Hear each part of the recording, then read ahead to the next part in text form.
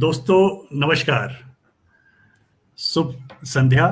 आज का दिन वैसे ही बहुत खास है। आज चैत्र नवरात्र का प्रारंभ है। महाराष्ट्र में गुड़ी पड़वा के नाम से हम सब सेलिब्रेट कर रहे हैं इस पर्व को। और मेरे साथ जुड़े सभी साथियों को, सभी मित्रों को नव वर्ष की हार्दिक शुभेच्छा। और जैसा कि आज आप देख पा रहे हैं हमारी स्क्रीन पर, इस पेज की संस्थापक आदरणीय नीलम सक्सेना जी मंच पर आज खुद विराजमान है और हमारे इस कार्यक्रम रूबरू की वो शोभा बढ़ा रही है। नीलम जी, आपका बहुत बहुत स्वागत है। आपका बहुत बहुत शुक्रिया सुनील जी। आप भी इस परिवार के उतने ही बड़े हिस्सेदार हैं जितनी मैं हूँ। जी, ये आपका बड़प्पन है मैम, भैया, आपका बड़प्पन है। और बहुत अच्छा लगता है कि जब हम आपके साथ मिलते हैं, आपसे बातचीत करते हैं, आपके साथ रूबरू होते हैं। और इसी सिलसिले में ये एक हमें एक मौका, अवसर और देने के लिए आप एक बार और रूबरू में पधार रही हैं। मैं अपने दर्शकों को जरूर बताना चाहूँगा कि रूबरू एक कार्यक्रम है जिसकी परिकल्पना नीलम जी ने ही जिससे कह सकते हैं कि उसे इम्प्लीमेंट किया। उन्हीं की ये सोच थी, उन्हीं का एक कार्यक्रम था और उनके कहने पर हमने ये कार्यक्रम की शुरुआत की। और आज रूबरू के 21वां ये एपिसोड है जिसमें स्वयं नीलम सक्सेना जी इस मंच पर हैं। बहुत बहुत शुक्रिया मैम, आपने अपना कीमती समय आज इस कार्यक्रम के लिए निकाला और आप आई। और आज हम जो चर्चा करेंगे वो चर्चा करेंगे नीलम जी की जो किताब है तिलिस्म ए जिंदगी। जी, तिलिस्म ए जिंदगी एक कविता संग्रह है, एक काव्य संग्रह है। उसके बारे में हम चर्चा करेंगे। पहले मैं अपने दर्शकों को नीलम जी का एक संक्षिप्त परिचय दे दूं, क्योंकि वैसे तो सब उनको जानते हैं। इस पेज पर जितने हमारे दर्शक हैं, जितने एडमिन्स हैं और जितने लोग इस पेज को फॉलो करते हैं, वे सब भली भांति उनसे परिचित हैं। फिर भी मेरा फर्ज बनता है कि मैं अपने अतिथि को आप सबसे रूबरू कराऊं। जी दोस्तों, नीलम सक्सेना चंद्रा जी पेशे से एक इंजीनियर हैं। आपको कविताएं एवं कहानियां लिखना बेहद पसंद है। मैं यहाँ पर हो सकता है कि मैं कुछ गलती कर बैठूं, क्योंकि जो फिगर है वो निरंतर बढ़ता रहता है, रोज कुछ ना कुछ ऐड होता है। जो जानकारी मेरे पास है उसके हिसाब से नीलम जी ने अभी तक 7 उपन्यास, 8 कहानी संग्रह, 44 काव्य संग्रह और सबसे बड़ी बात कि 14 बच्चों की पुस्तकें प्रकाशित की। ये बहुत बड़ी बात है। इतना समय निकालने के लिए और साहित्य सृजन करने के लिए आपका बहुत बहुत आभार Neelam ji. Heads of to you कि आप इतना समय आप निकाल पाती हैं। बहुत शुक्रिया। इतना सब हम सब पढ़ पाते हैं, आपके द्वारा लिखा गया जो है, उसके लिए आपका बहुत बहुत धन्यवाद। दोस्तों, मैं नीलम जी के बारे में और आगे चर्चा करता रहूंगा, उनके बारे में, उनके व्यक्तित्व के बारे में आप सबको बताऊंगा। अब मैं चाहता हूं कि नीलम जी, जैसा कि आप देख रहे हैं इस पेज पर मौजूद हैं और बहुत ही हर्ष का विषय है। तो मैं नीलम जी से कि रूबरू होने से पहले मैं उनसे ये जानना चाहता हूं कि हालांकि ये क्वेश्चन उनसे कई लोगों ने पूछा होगा कि उनकी साहित्य जर्नी, जो साहित्य यात्रा है, उसकी शुरुआत कैसे हुई। जी नीलम जी। अब ऐसे तो आदमी अपने खुद के लिए लिखता है, तो मैं 6th स्टैंडर्ड में शायद मैंने पहली कविता रची थी और मैंने कुछ दिन पहले ये फेसबुक पे शेयर भी की थी जब वो मुझे अकस्मात मिल गई। परंतु तब मैं ऐसे ही लिखती थी, वो स्वान सुखाए जो कहते हैं उसके लिए लिखती थी। जी। और 8th 9th 10th में एक न्यूज़पेपर था जो कि नागपुर में प्रकाशित होता था। उसमें मेरी बड़ों के सेक्शंस में कविताएं प्रकाशित होती रही। लेटर टू द एडिटर लिखती रही खूब सारे। कम से कम उस दिन मैं ढूंढ रही थी, मुझे 150-200 दिखे। क्या बात तो है? अच्छा। जी। फिर उसके बाद थोड़ा सा विराम आ गया, यानी कॉमा, फुल स्टॉप नहीं। तो फिर मैं और चीजों में भी रुचि रखने लगी, और कॉलेज में लाइफ बिजी हो गई, इंजीनियरिंग कॉलेज में। और जी। फिर थोड़ा रुझान एक्टिंग वैक्टिंग की तरफ भी होने लगा, डिबेट एलोक्यूशन इस सब की तरफ होने लगा। वाह। फिर उसके बाद एंकरिंग का भी शौक चढ़ गया। तो ऐसे अरे आयाम कई बढ़ते गए, जी। परंतु अंत में आदमी वहीं पहुंचता है जहां उसको सबसे ज्यादा सुख मिलता है। तो वो सुख मुझे साहित्य में ही मिलता है। साहित्य और में। जैसे माँ की गोदी में ही बच्चा जाके खुशी महसूस करता है, वैसी जी। खुशी मैं साहित्य में महसूस करती हूँ। और ये बहुत बड़ी बात की कि आपने कि वो सुख जो आपको प्राप्त होता है वो साहित्य में होता है, और साहित्य का सृजन आपसे बेहतर मैंने नहीं देखा आज तक किसी को करते हुए। इतना बेहतरीन, और आपने अपना जो आपका जो बिजी शेड्यूल है उसके बावजूद आप इतना लिख पाती हैं। हम देखते हैं कि आपकी हर महीने या दूसरे महीने में आपकी कोई ना कोई किताब प्रकाशक के पास होती है या प्रकाशित हो चुकी होती है।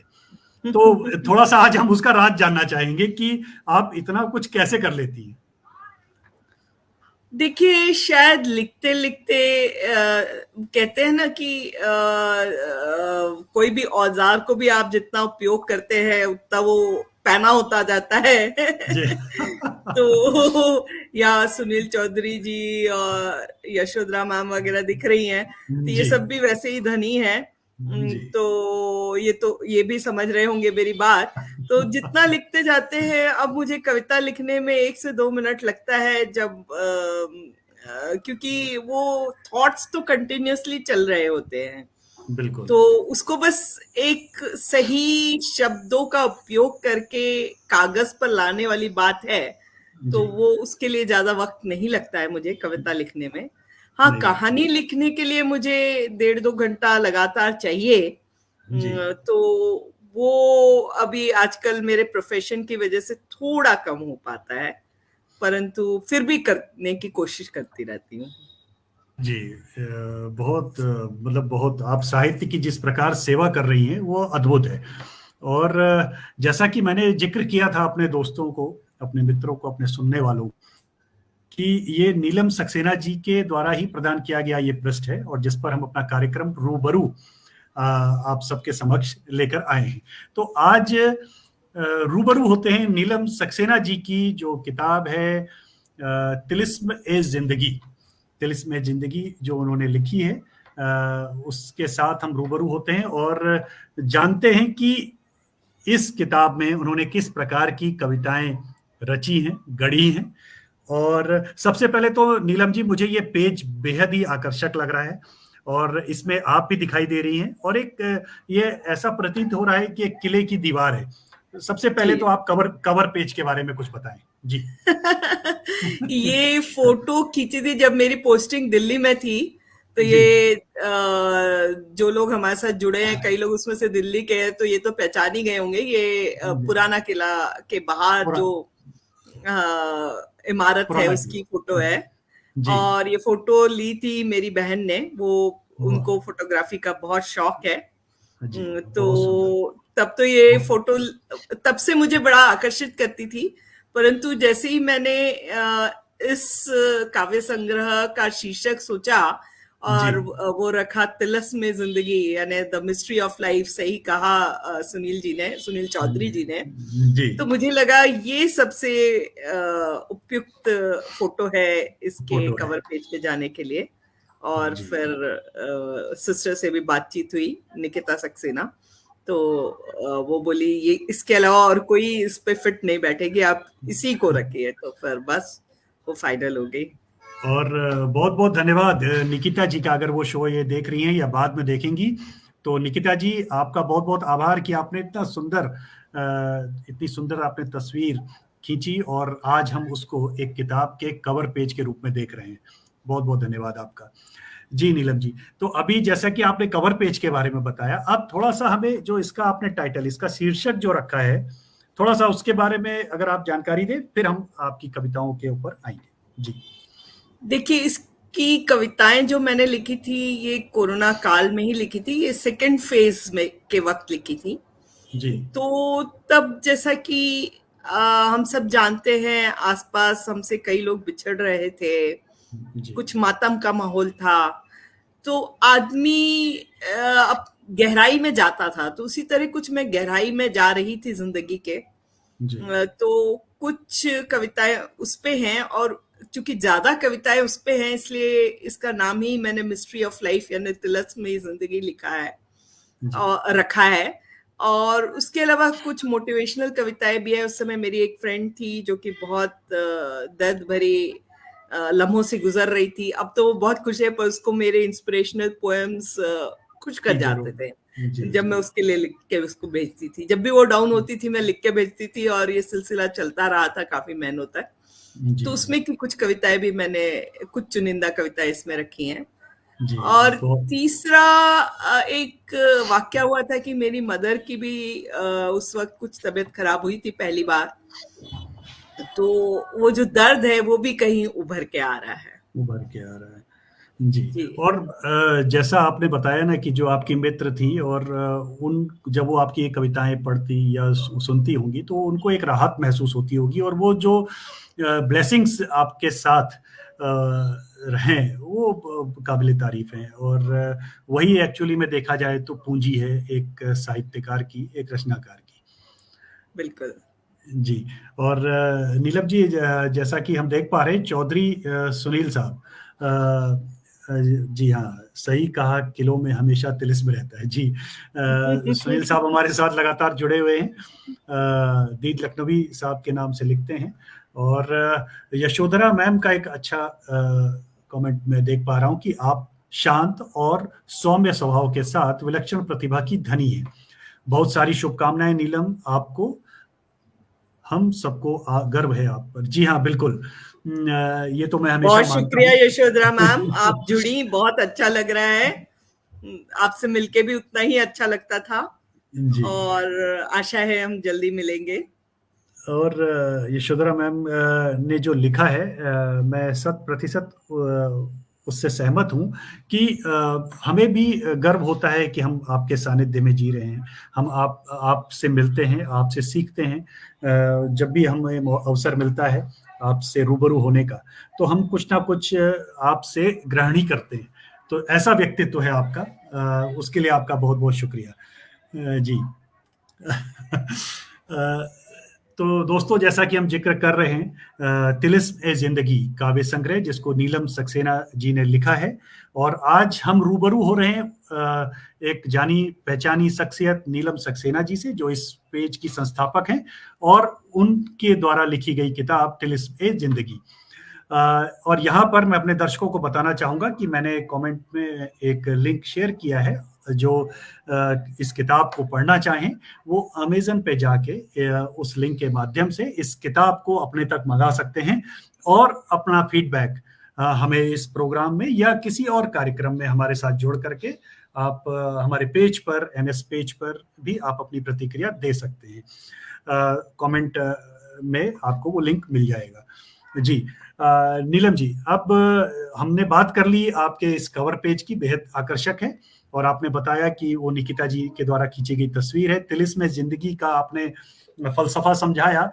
अब मैं जानना ये चाहता हूं कि शीर्षक से तो हमें एहसास हो रहा है कि इसमें कुछ रचनाएं कुछ अलग होंगी आपके बाकी कविता संग्रहों से। तो किस प्रकार की आपने इसमें रचनाएं रखी हैं, थोड़ा उसके बारे में बताइए। ज्यादातर रचनाओं में वही मैंने कहा ना, अंदर की खोज की तरफ बढ़ जी रही हूँ, ऐसा जी इस पुस्तक में प्रतीत होता है। जी। और काफी रचनाएं वैसी ही हैं। वैसे ही है। जी जी। और वही है कि एक साहित्यकार, एक रचनाकार के रूप में हम अपने आप को खोजते हैं, और उसी में कुछ ना कुछ एक श्रेणीबद्ध हो करके, श्रृंखलाबद्ध हो करके कुछ रच जाता है, काव्य के स्वरूप में हो या गद्य के रूप में हो। जी, बहुत सुंदर आपने ये बात बताई नीलम जी। और मैं अपने साथी दर्शकों को, जैसा कि मैं बता रहा था कि नीलम जी ने कितनी कविताएं, कितने काव्य संकलन प्रकाशित किए हैं। और उसके साथ साथ, क्योंकि परिचय एक बार में दे पाना थोड़ा सा मुश्किल है, इसलिए मैं उसको थोड़े थोड़े अंतराल पर आप सबके समक्ष रखता रहूंगा। जैसा मैंने आपको बताया कि उनकी लगभग 74 हो सकता है उससे अधिक हो किताबें अभी तक प्रकाशित हो चुकी हैं। और सबसे अच्छी बात मुझे और ये लगी कि आप ने जिस तरीके से अपनी लेखनी से लोगों को प्रभावित किया है, वो सबसे इम्पोर्टेंट है। लिखते बहुत से लोग हैं, लेकिन आपकी लेखनी में आपके मैं देखता हूँ कि आपकी कविताएं बहुत लोग पसंद करते हैं। आपके 4 लाइनर्स जो होते हैं वो लोगों को बहुत अच्छे लगते हैं। मैं आऊँगा उस पर। साथ ही साथ मैं अपने दर्शकों को एक बात तो ये जरूर बता दूं कि आप नीलम सक्सेना जी को विभिन्न पुरस्कारों से भी सम्मानित किया गया है। उसमें प्रमुख मैं आपको बताना चाहूंगा कि जैसे अमेरिकन एम्बेसी द्वारा आयोजित काव्य प्रतियोगिता हुई थी, जिसमें गुलजार साहब के द्वारा उनको पुरस्कृत किया गया। रविंद्रनाथ टैगोर साहब के नाम से एक अंतर्राष्ट्रीय काव्य पुरस्कार है, 2014 में उनको वो प्राप्त हुआ। रेलवे, भारतीय रेल मंत्रालय के द्वारा मुंशी प्रेमचंद पुरस्कार से भी वो सम्मानित हो चुकी हैं। चिल्ड्रन ट्रस्ट द्वारा जो पुरस्कार प्रदान किया जाता है अपने आप में बहुत ही उल्लेखनीय है, उससे भी वो पुरस्कृत हो चुकी हैं। और पोएट्री सोसाइटी ऑफ इंडिया द्वारा काव्य प्रतियोगिता 2017 में उन्हें द्वितीय पुरस्कार मिला था। अनेक हैं ऐसे। आप सब महाराष्ट्र राज्य का जो हिंदी का सर्वोच्च पुरस्कार है, सोहनलाल द्विवेदी पुरस्कार जी, वो उसकी रेसिपिएंट हैं। तो बहुत अच्छा लगता है जब हम इतना, मैं पढ़ रहा हूँ मेरे रोंगटे खड़े हो रहे हैं कि इतना इतने आपके अभी बहुत फेरिस्त बहुत लंबी है, तो मैं अपने दर्शकों को धीरे धीरे और बताऊंगा।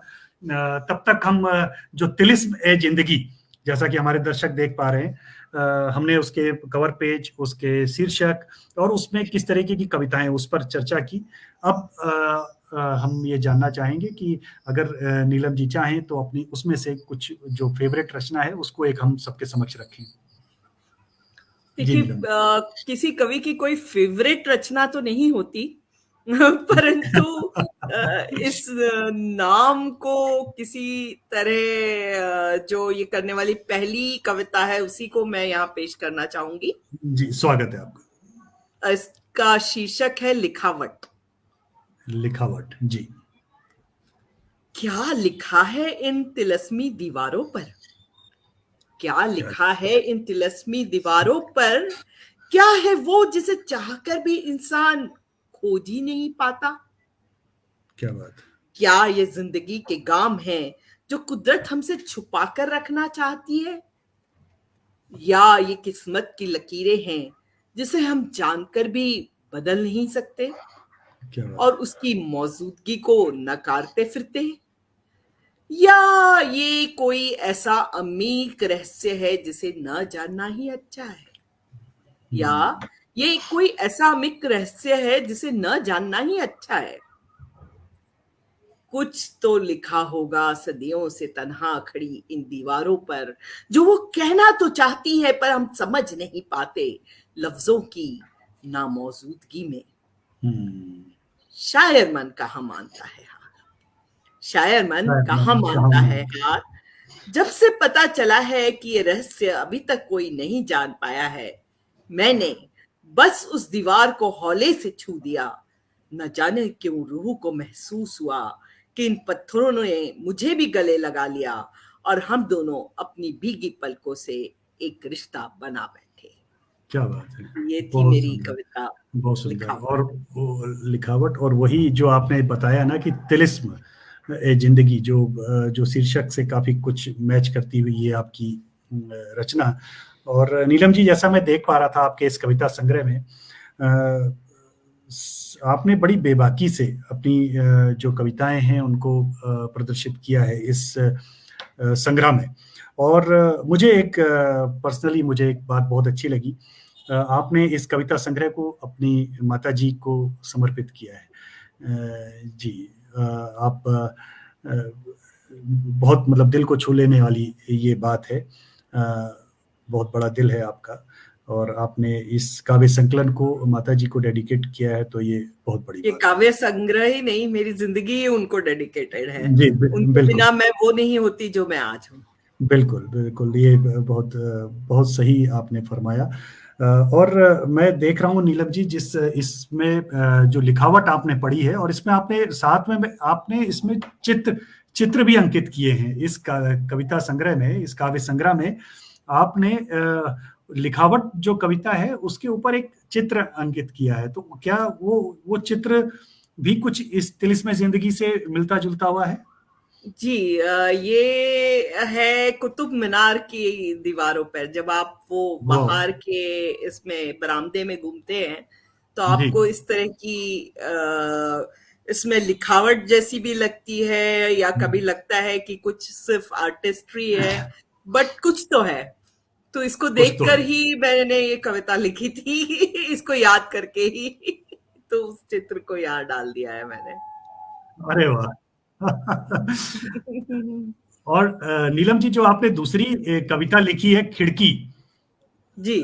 उसमें भी आपने एक दृश्य, मुझे बहुत उस दृश्य ने प्रभावित किया। और मैं, अगर आपकी इजाजत हो तो मैं उस कविता की कुछ लाइनें जरूर पढ़ना चाहूंगा, मुझे बहुत अच्छी लगी।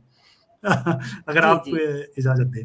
जी। और बिल्कुल, बिल्कुल, पहले तो, बिल्कुल। जी, वो जो खिड़की का जो दृश्य आपने अपने कैमरे में कैद किया है, मुझे लग रहा है कि शायद ये फोटो आपने ही क्लिक की होगी। जी, अ, जी। जी। और जो आपने लिखा है कि वो कच्चा सा मिट्टी का घर और उस पर टंगी हुई वो खिड़की, ऐसा लगता था जैसे उसे किसी का इंतजार है। किसका इंतजार था उसको? उस घर के आसपास ना ही कोई मकान थे, ना कोई सड़क। जब मैंने उसे छूते हुए उससे पूछा यह सवाल, उसने मेरी आंख में आंख डालते हुए कहा, मुझे इंतजार है रास्ते का। मुझे इंतजार है रास्ते का। मैं आश्चर्य से भरी लौट गई। जी।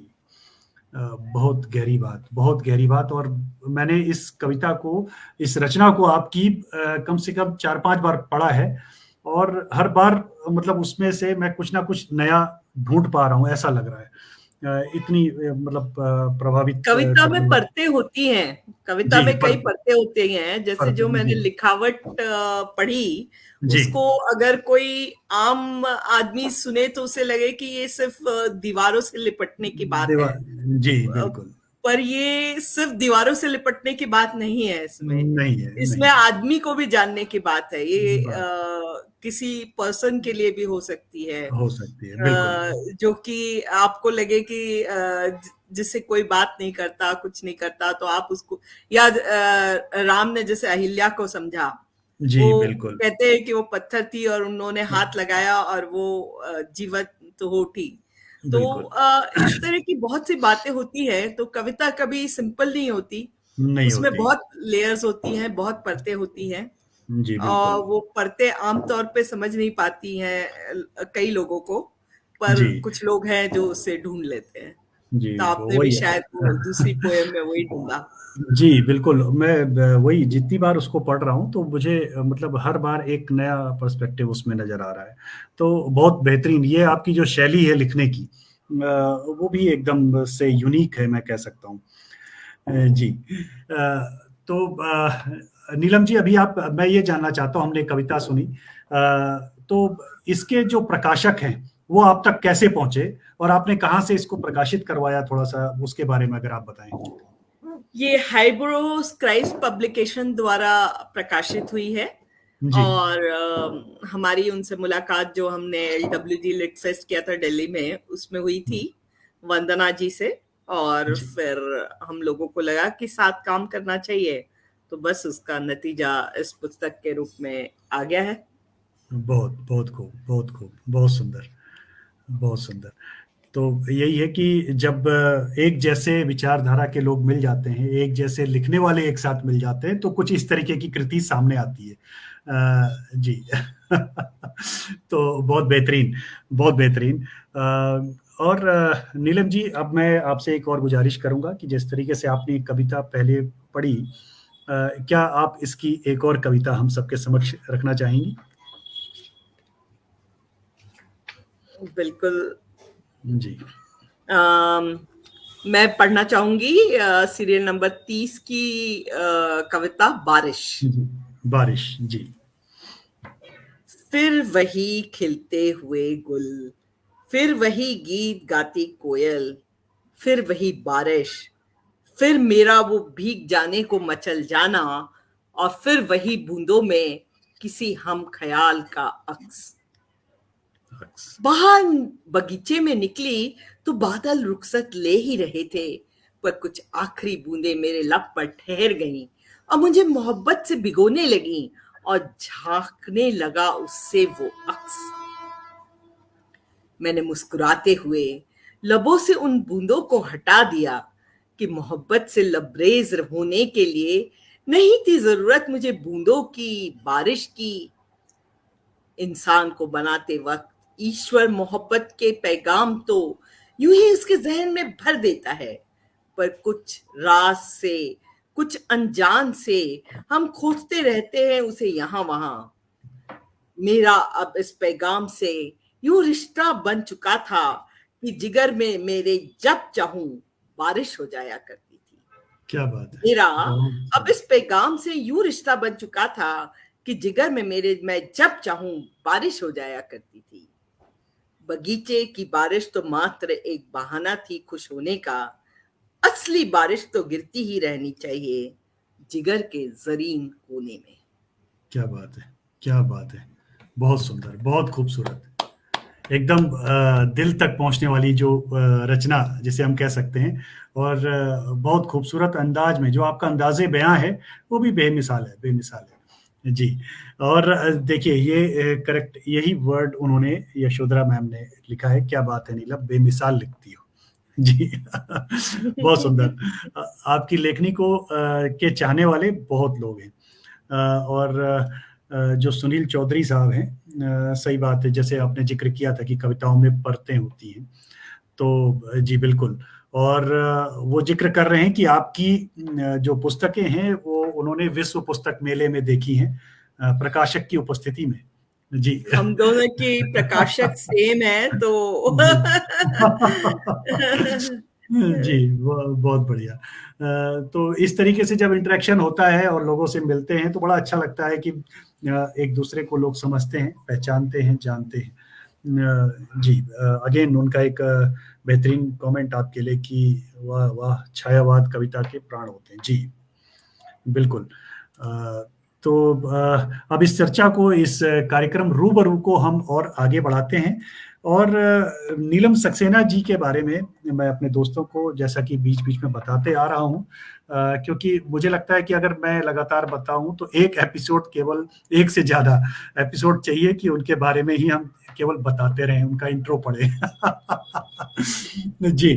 और अभी हाल में ही हमें ये जानकारी मिली है कि नीलम जी को जो 21वीं शताब्दी के बेहतरीन साहित्यकार हैं, 21 साहित्यकार, उस सूची में वो हैं। और ये हमारे लिए बहुत गर्व की बात है कि हम उनके साथ जुड़े हैं, जो 21वीं सदी के बेहतरीन रचनाकार, साहित्यकार, साहित्यकारों की श्रेणी में नीलम जी का नाम है। तो नीलम जी, आपको कैसा महसूस हो रहा है जब आपको ये जानकारी मिली?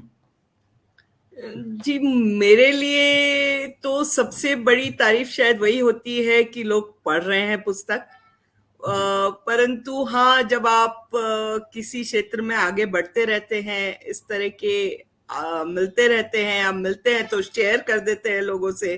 परंतु असली खुशी तो बस उसी में है कि मैंने अच्छा लिखा और लोगों को पसंद आई, और उसकी वजह से उन्होंने मेरी पुस्तक खरीदी और अगली पुस्तक भी खरीदी। बस उसी में मुझे खुशी मिल जाती है। वाह, बहुत बढ़िया, बहुत बढ़िया। और ये बहुत आपने सार्थक कहा कि जो लेखक है एक, उसकी असली खुशी उसी में है कि लोग उसको पढ़ रहे हैं, समझ रहे हैं, और फिर तारीफ तो नेचुरल है कि हो ही जाती है कि अगर आपकी किताबें, आपकी पुस्तकें कोई पढ़ रहा है तो स्वाभाविक है कि वो तारीफ तो करेगा ही।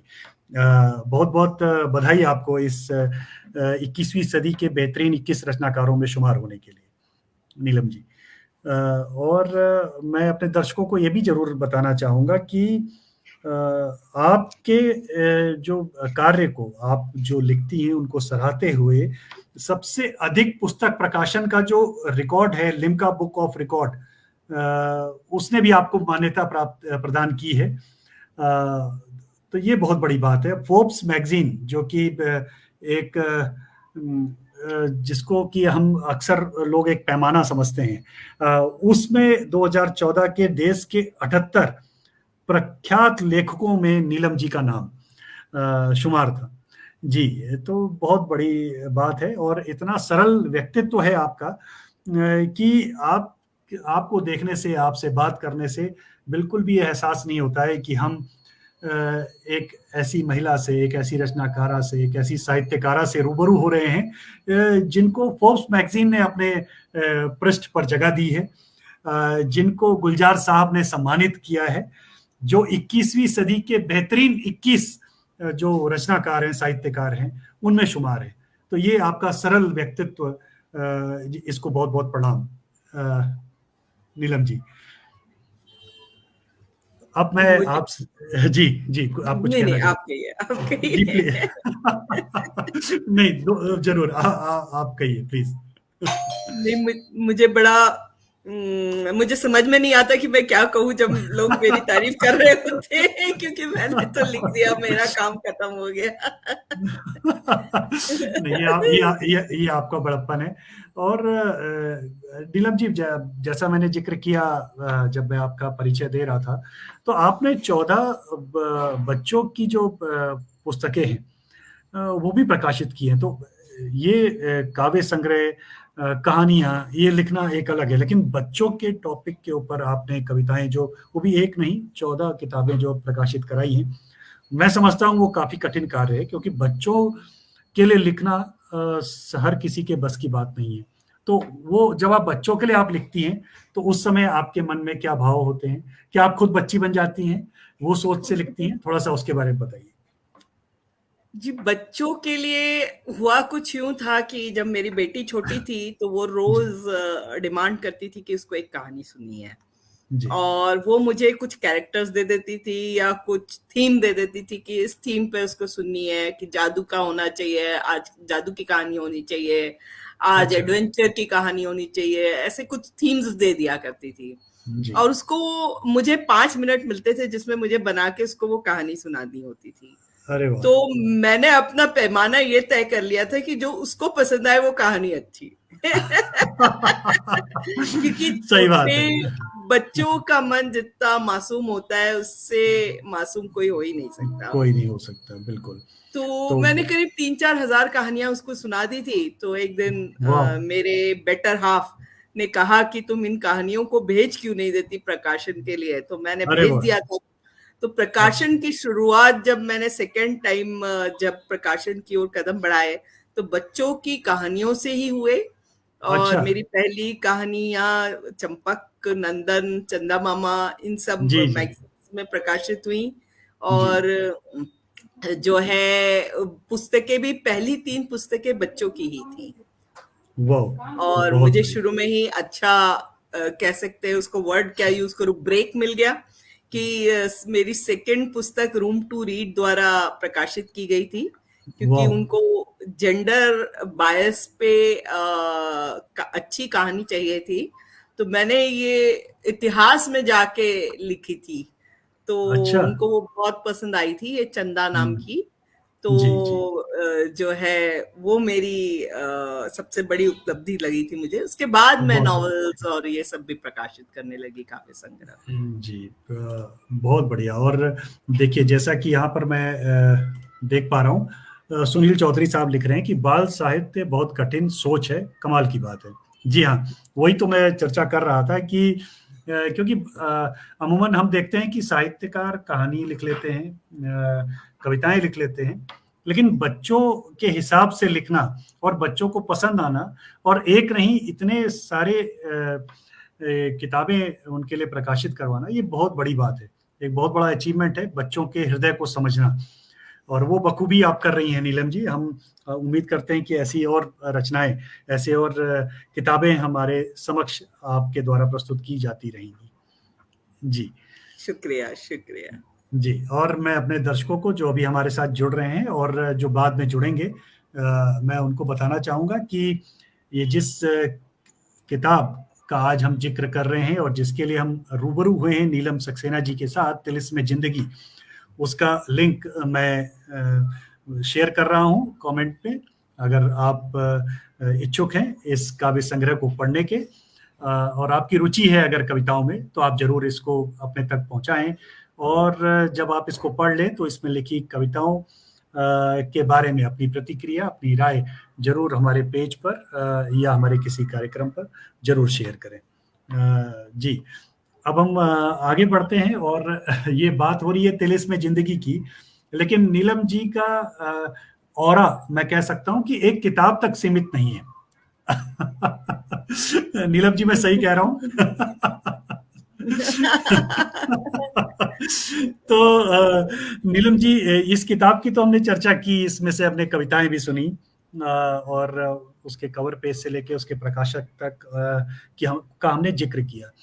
मैं थोड़ा सा हट के आपसे एक चीज और पूछना चाहूंगा। क्या ठीक है, हर जैसा आपने कहा कि कविताएं फेवरेट हैं और एक रचनाकार की सभी कविताएं उसकी फेवरेट होती हैं, फिर भी मैं आपसे जानना चाहूंगा कि यदि आप इस किताब के अलावा अगर आपकी कोई और काव्य संग्रह की कोई कविता हमारे समक्ष आप रखना चाहें तो आपका स्वागत है जी। ये एक मेरी मोह से बंधी मैं नामक अगेन पोएट्री कलेक्शन है, उसमें से कोई कविता आपको सुनाती हूँ। पहले तो एक 4 लाइनर सुनाती हूँ जो मैंने बचपन में 7th 8th में स्क्रिबल किया था। अरे वाह। बहुत यानी तभी से मुझे ये 4 लाइनर्स लिखने का शौक था, तो मैंने उसको इस काव्य संग्रह में डाला था। दीपक ने बाती से पूछा, जी, जलने का भी अंत है कोई। दीपक ने बाती से पूछा, जलने का भी अंत है कोई। ये सुनकर बाती रात भर खूब रोई। ये सुनकर बाती रात भर खूब रोई। और ये आपने कब लिखा है? जब आप 7th 8th स्टैंडर्ड में थी? जी जी जी। क्या बात है नीलम जी, क्या बात है। मतलब ये लोग एक परिपक्व उम्र के बावजूद नहीं लिख पाते हैं, और आप कह रही हैं आपने 7वीं और 8वीं कक्षा में जब आप थी तब आपने ये लिखा। तो बोलते हैं ना, होनहार बिरवान के होत चिकने पात जी। तो आपने उस कहावत को सार्थक सिद्ध कर दिया है। और ये 4 लाइनर सुन के मेरे को, जैसा मैं हमेशा कहता हूँ आपसे, कि आपके 4 लाइनर्स में कुछ अलग है, कुछ अलग बात है। और जब आपके हम सोलो शोज देखते हैं या किसी पोइट्री मीट में आपको सुनते हैं, तो आपके द्वारा जो 4 लाइनर्स पढ़े जाते हैं उसकी बहुत तारीफ होती है। तो बहुत शुक्रिया हमारे साथ एक 4 लाइनर हमारे साथ शेयर करने के लिए। जी, अब आप अपनी रचना जी जरूर सुनाएं। जी, ये दिवाली पे लिखी हुई कविता है कि आजकल लोग मॉल से हर चीज खरीदते हैं, पर उन छोटे दुकान वालों का क्या हो रहा है। या हमने इस कार्यक्रम से पहले जो चर्चा की थी कि बारिश नहीं हो रही है, टेम्परेचर ज्यादा है, तो उन लोगों का क्या हो रहा है जिनको पानी नहीं मिलेगा। पानी नहीं मिलेगा। तो उसी तरह की ये कविता है। दीप। बचपन में माँ मिट्टी के दीप बनाती थी, मैं उन्हें साथ बेचने जाती थी। दीप दे दो, दीप दे दो, ये गूंज हर ओर से सुनाई आती थी। फिर मैं कुछ बड़ी होने लगी, ख्वाबों की दुनिया में खोने लगी। कुछ पढ़ूंगी, कुछ बनूंगी, आशाओं के बीज में बोने लगी।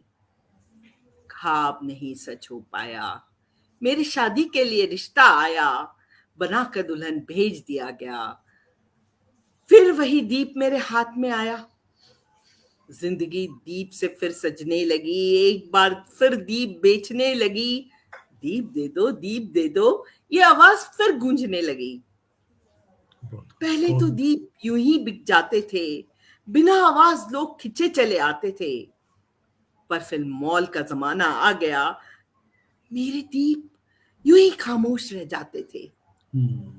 इस बार फिर से दुकान सजाई है, माल के किनारे पर ही लगाई है। ओ बाबू, दीप ले लो ना, सुनो ना। आह, नाकामी की एक और रात सामने आई है। सुनो, दीप नहीं रोशनी बेचती हूं मैं, पैसे भी कुछ नहीं खास लेती हूं मैं, पर फिर भी सारी भीड़ को बड़ी दुकानों पर ही देखती हूं मैं। 2 दीप ही खरीद लो ना बाबू, रोशनी मेरे घर भी सजने दो ना बाबू, तुम्हारे लिए वो चंद सिक्के हैं, मेरे लिए वो सिक्के जिंदगी है बाबू, मेरे लिए वो सिक्के जिंदगी है बाबू। अंतर मन को छूती हुई आपकी ये रचना, मतलब एकदम अंतस तक की अंतस की गहराइयों तक पहुंचती हुई ये रचना सबको भाव विभोर कर देगी अगर जो इसको ध्यान से सुन रहा होगा। इतना खूबसूरत आपने बयां किया है, और इसके माध्यम से आपने एक, मैं कह सकता हूं कि जीवन शैली जो बदल रही है उस पर भी आपने एक प्रहार किया है जी। क्योंकि ये अब हम आजकल बदलते हुए इस वातावरण में हम देख रहे हैं कि किस तरीके से समय बदलता हुआ जा रहा है और हम अपनी जड़ों से विमुख होते जा रहे हैं। बहुत सुंदर, भाव विभोर करती हुई आपकी ये रचना, सोचने पे मजबूर कर देगी ऐसी रचना। बहुत शुक्रिया नीलम जी, आपने ये रचना हमारे साथ साझा की। और लगातार जो हमारे साथ मैं देख पा रहा हूँ चौधरी साहब, सुनील चौधरी साहब तो बने ही हैं, यशोधरा सिंह मैम भी हमारे साथ जुड़ी हुई हैं लगातार और बहुत अच्छे अच्छे आपके लिए कमेंट कर रही हैं। सुनील साहब लिख रहे हैं कि सच्चा दर्द इस कविता को सुनने के बाद। जी बिल्कुल, बिल्कुल सही कह रहे हैं दीद साहब आप। तो मेरे ख्याल से अच्छा कवि बनने के लिए, अच्छा कवि या लेखक बनने के लिए कुछ एक्सपीरियंस, कुछ इमेजिनेशन और कुछ अच्छी वोकैब, ये दो तीन चीज बहुत मायने रखते हैं। तो जिंदगी में जिसने कभी दर्द नहीं महसूस किया वो लिख नहीं सकता, वो लिख नहीं सकता। बिल्कुल, ये बात तो 100% आपने सही कही। और बिल्कुल, अब आप जैसा कि आपने बयां किया कि लिखने के लिए आपको ठीक है, दर्द तो आप अगर दिल में है तो वो दिखता है हमको आपकी लेखनी में, आपकी मीन्स सभी की जो लिखने वाले हैं। लेकिन एक आपके पास शब्दकोश का होना वो बहुत निहायत ही जरूरी है। बिना शब्दकोश के आप लिखेंगे लेकिन बार बार फिर वो रिपीटेशन होगा, उन्हीं शब्दों का वही शब्दावली बार बार आएगी, तो वो कहीं प्रभावित नहीं कर पाता है। तो शब्दकोश का जब आपने जिक्र किया है तो मैं अपने लिए और अपने साथ जुड़े तमाम दर्शकों के लिए आपसे जानना चाहूंगा कि अगर हमें अपना शब्दकोश बढ़ाना है तो उसके लिए हमें क्या करना होगा, एक आपसे एक्सपर्ट राय। जी। सिंपल, बहुत पढ़ना होगा। देखिए, मैं तो एक कॉन्वेंट स्कूल में पढ़ी थी जहाँ पे अंग्रेजी को ज्यादा महत्व दिया जाता था और मेरी शुरुआत पूरी इंग्लिश लिटरेचर से ही हुई जी। परंतु लिटरेचर तो लिटरेचर ही होता है और उसमें भी वही सब भाव होते हैं, परंतु मुझे हरदम लगता था कि मेरी हिंदी बहुत वीक है और इनफैक्ट शायद उतनी वीक नहीं थी, पर तब मुझे ऐसा महसूस होता था। और जब मैं पहली बार जॉब करने निकली और मुझे बोला गया कि भाषण देना है और एक फिटर था जो रिटायर हो रहा था जिसके लिए मुझे भाषण देना था, तो मैं खड़ी तो हो गई, पर जो एक्सटेम्पोर बोलना था तो मेरे दिल से शब्द ही नहीं निकल पा रहे थे हिंदी में, और मैं कुछ इंग्लिश में बोल रही थी कि आई एम वेरी सैड कि मिस्टर नंदराम आज रिटायर हो रहे हैं वगैरह, इस तरह से मैं बात कर रही थी। इतनी शर्म आई कि मुझे वही कॉन्फिडेंस नहीं है कि मैं अचानक कुछ हिंदी में बोल पाऊं जबकि मैं इंग्लिश में बोल सकती हूँ। तो इंग्लिश भी एक भाषा है, उसमें भी पारंगत होना ही चाहिए। मैं मराठी में भी आराम से बोल लेती हूँ और मैंने कोशिश भी की है, 1-2 बार भाषण भी एक्सटेम्पोर मराठी में भी दिए बाद में, परंतु उसके बाद मैंने बहुत हिंदी पढ़ी, हिंदुस्तानी पढ़ी और अपनी वोकैब को अच्छा करने की कोशिश की, और ये कोशिश निरंतर जारी है। बिल्कुल, बहुत अच्छा आपने बताया कि शब्दकोश बढ़ाने के लिए हमें निरंतर पढ़ना होगा और उससे बेहतर और कोई उपाय है नहीं। जितना हम पढ़ेंगे उतना बेहतर होंगे, उतना शब्दकोश हमारे पास और एकत्र होगा। बिल्कुल, बहुत कुछ सीखने को मिलता है। मैंने जैसा कि पहले ही कहा कि जब भी हम आपसे मिलते हैं, आपसे रूबरू होते हैं, तो आपका व्यक्तित्व ही कुछ ऐसा है। नीलम जी, देखिए ना, समय हमने जब शुरू किया और लगभग अब 45 मिनट हो चुके हैं और हमने डिसाइड ये किया था कि आधे घंटे का हमारा रूबरू होगा। और फिर भी हम गागर में सागर भरने का प्रयास कर रहे हैं, जो इस सीमित अवधि में तो बिल्कुल मुश्किल है। तो अब जी। आप 21 के बाद 42वें रूबरू में हमको जरूर बुलाइएगा। हाँ जी, वो तो बहुत बहुत लंबा हो जाएगा। उससे पहले जरूर हम आपके साथ ऐसे ही रूबरू होना चाहेंगे, क्योंकि निरंतर अंतराल पर आपसे मिलना, आपसे रूबरू होना हमेशा अच्छा लगता है। और बहुत कुछ, जैसा मैंने कहा कि पर्सनली मुझे तो बहुत कुछ सीखने को मिलता है, और ऐसा ही हमारे साथ जुड़े हमारे ग्रुप के सभी लोग, सभी मेंबर्स, और हमारे दर्शक जो हमारे साथ जुड़ते हैं, वो भी, उनका भी लगभग ऐसा ही मानना है। जितने लोगों को मैं जानता हूँ, जितनों से मिला हूँ, आपके व्यक्तित्व की सब सराहना करते हैं, और उसका कारण भी है। तो ऐसे नहीं है। और जो कहते हैं ना, एक फलदार वृक्ष जो होता है तो उसकी शाखाएं झुकी हुई होती हैं। तो आप वो फलदार वृक्ष हैं, जिसकी छांव में हम सब बैठे हैं, और आनंद ले रहे हैं। जी। नहीं, सभी तो फलदार वृक्ष हैं, सब जी। अलग अलग स्टेज में है। कोई छोटा पेड़ है, कोई बड़ा पेड़ है, पर पेड़ पेड़ ही है। जी। और जैसा कि हमने जिक्र किया, हमने शुरुआत से, आज हम अपने इस कार्यक्रम रूबरू में नीलम सक्सेना जी के साथ रूबरू हो रहे हैं, एक जानी पहचानी शख्सियत और इस पेज की संस्थापक, द नीलम सक्सेना। और मैं अपने दर्शकों को, जैसा मैंने पहले ही कहा कि एक या दो एपिसोड लगेंगे अगर मैं उनका परिचय देने पर, मतलब मैंने शुरू किया तो वो थोड़ा असंभव कार्य है। फिर भी मैं उनके बारे में, और आप सबको आप जानते ही हैं, फिर भी मैं बताना चाहूंगा, मेरा फर्ज है कि आप हिंदी में तो लिखती हैं, आप अंग्रेजी भाषा में भी लिखती हैं, और बहुत बेहतरीन लिखती हैं। विभिन्न प्रकार की इंटरनेशनल पोइट्री मीट्स में हम आपको सुन सकते हैं, देख सकते हैं। मेरे पास आपकी कुछ अंग्रेजी भाषा में प्रकाशित पुस्तकें हैं। मैं चाहता हूं कि अपने दर्शकों को मैं जरूर दिखाऊं। ये धरोहर के रूप में मैंने रखी है, द लॉस्ट मिंट टेस्ट। जी, ये पहली किताब है। जी। कार्मिक थ्रेड, मैंने सोचा मैं आज ये ऐसा जरूर करूंगा, मैं दिखाऊंगा नीलम सक्सेना अरे जी के वाह! द्वारा कार्मिक थ्रेड्स। और मैं अपने आप को बहुत सौभाग्यशाली समझता हूँ कि ये किताब मुझे नीलम जी ने भेंट स्वरूप प्रदान की है। बहुत अच्छा लगता है। सोल सीकर, ये मैंने, जब नीलम जी से मेरी पहली मुलाकात हुई थी तो उन्होंने ये पुस्तक मुझे भेंट की थी, और मैं हमेशा उनका आभारी रहूंगा। एक और किताब है मेरे पास नीलम जी आपकी, an extraordinary tale of an ordinary girl, Stella. जी। Okay, okay.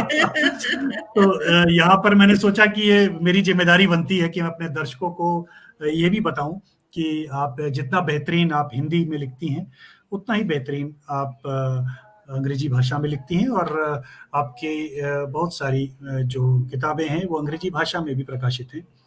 आप मराठी में भी लिखती हैं। क्या आपने कोई मराठी काव्य संग्रह भी प्रकाशित किया, या अभी केवल रचनाओं तक ही सीमित है? मैं ये जानना चाहता नहीं, हूँ। मराठी का भी रचनाओं तक ही सीमित है। जी, जी, हम उम्मीद करते हैं कि हमें जल्द ही एक मराठी काव्य संग्रह भी शीघ्र ही मिलेगा, ऐसी पूरी उम्मीद है। जी। तो नीलम जी, बहुत अच्छा लगा आज आपके साथ रूबरू होके, दिल खुश हो गया, और मुझे पूरा यकीन है कि हमारे साथ जो दर्शक जुड़े हैं, उनका भी आज दिन, उनकी शाम बन गई। मैं ये कह सकता हूँ, आज हमारे साथ रूबरू में जो आप आई। आपसे मैं गुजारिश करूंगा कि आप, आपको कैसा लगा हमारे साथ रूबरू होके, और थोड़ा सा अगर आप बताएं तो हमें अच्छा लगेगा। जी। मुझे तो बहुत अच्छा लगा, हरदम ही अच्छा लगता है। हम लोग कई बार मिल चुके हैं जब मैं पुणे में रहती थी, और उसके बाद मुंबई में भी। तो एलडब्ल्यू जी तो एक परिवार की तरह है। यहाँ पे परिवार के कई लोग हैं, सुनील चौधरी, प्रीति पांडे, यशोधरा मैम भी कुछ तरह से इस परिवार से जुड़ी ही हैं, और वंदना जी, आप हमारी पब्लिशर हैं, आप भी जुड़ी हुई हैं। तो इस परिवार के लोगों के साथ मिलना, उनसे कभी भी बातें करना अच्छा लगता है, और जो कुछ मैं बता सकती हूँ मैं बताने की कोशिश करती हूँ, और कुछ आप लोग से सीखती हूँ। तो ये सीखने का सिलसिला चलता रहेगा निरंतर। जी, बहुत बहुत धन्यवाद मैम, इतने खूबसूरत शब्दों को आपने हम सबके समक्ष रखा। और जी हाँ, बिल्कुल, हमारे साथ जो दर्शक मैं देख पा रहा हूँ कि दीप साहब हमारे साथ लगातार जुड़े हैं, प्रीति पांडे जी लखनऊ से हमारे साथ जुड़ी हैं, और जैसा आपने बताया कि वंदना भाटिया मैम जी, ये पब्लिशर हैं जी, तो वो हमारे साथ जुड़ी हैं। बहुत बहुत धन्यवाद मैम आपका। और यशोधरा जी हमारे साथ लगातार बनी हुई है, बहुत धन्यवाद मैम आपका, आपने इतना कीमती समय निकाला। और जैसा कि मैं अक्सर अपने शो में बताता हूं कि ये जो आप कार्यक्रम आप देख रहे हैं, ये रूबरू है। इसमें हम एक जानी पहचानी शख्सियत से रूबरू होते हैं, उनके काम को, उनके व्यक्तित्व को जानने की कोशिश करते हैं। और इसी सिलसिले में आज हमने एक बार पुनः आमंत्रित किया आदरणीय नीलम सक्सेना जी को, उनके अपने ही पृष्ठ पर, उनके अपने कार्यक्रम पर। तो हमें बहुत अच्छा लगा, अपने कार्यक्रम पर।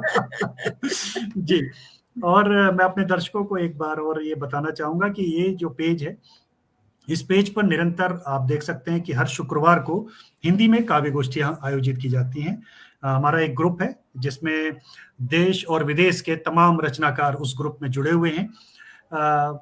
उनका जो जब शेड्यूलिंग होती हिट करते हैं, और जब उनका नाम उस ग्रुप में आ जाता है तो फिर वो हमारी काव्य गोष्ठी में शामिल हो जाते हैं शुक्रवार को। ऐसे ही हर महीने में एक बार इंटरनेशनल पोएट्री मीट होती है, जिसमें अगेन देश और विदेश के बेहतरीन रचनाकार शामिल होते हैं। विभिन्न प्रकार के बुक टॉक शोज होते हैं, जिसमें प्रमुख है एक आर्ट कनेक्ट कार्यक्रम जो हमारी एक और एडमिन मीरा जी लेकर के आती हैं। और इस तरीके से हमारे जितने एडमिन हैं वो कुछ ना कुछ विभिन्न प्रकार के शोज, बुक टॉक शोज आदरणीय रेणु मैम लेकर के आती हैं। विभिन्न प्रकार के बुक लॉन्च इवेंट्स होते हैं हमारे, जिनमें हम उभरते हुए जो रचनाकार हैं उनके द्वारा प्रकाशित की गई पुस्तकों का विमोचन करते हैं इस पेज पर। और वो सब नीलम जी की छत्र छाया में मैं कह सकता हूँ ये सब कार्यक्रम होते हैं, और बड़े बखूबी तौर से हमारे सभी एडमिन्स उसको निभाते हैं। तो ये थोड़ी सी जानकारी थी इस पेज के बारे में। आपको ये कार्यक्रम रूबरू कैसा लगा? अपनी प्रतिक्रिया जरूर इस कार्यक्रम में कमेंट के माध्यम से जरूर दें। जो दर्शक अभी देख रहे हैं, जो बाद में देख रहे हैं, वे बाद में जब समय अनुकूल हो जरूर अपनी प्रतिक्रिया से हम सबको अवगत कराएं। नीलम जी, एक बार पुनः आपका बहुत बहुत धन्यवाद। आपने अपना कीमती वक्त, अपना कीमती समय निकाला इस कार्यक्रम में आने के लिए, और हमें आपसे, जैसा मैं हमेशा कहता हूं, कुछ ना कुछ सीखने को अक्सर मिलता है। आज भी हमने आपसे बहुत कुछ सीखने की कोशिश की है। जी, बहुत बहुत धन्यवाद मैम आपका। अब हम कार्यक्रम का समापन करते हैं, और ये एक वीडियो मैं प्ले करता हूं और इसके साथ हम विदा लेते हैं। जी, नमस्कार।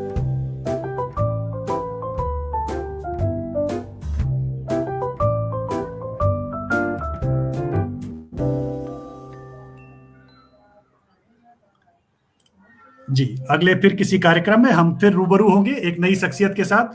तब तक के लिए आप सभी को शुभ रात्रि, शब्बा खैर, गुड नाइट। नीलम जी, प्रणाम। प्रणाम, बहुत प्रणाम।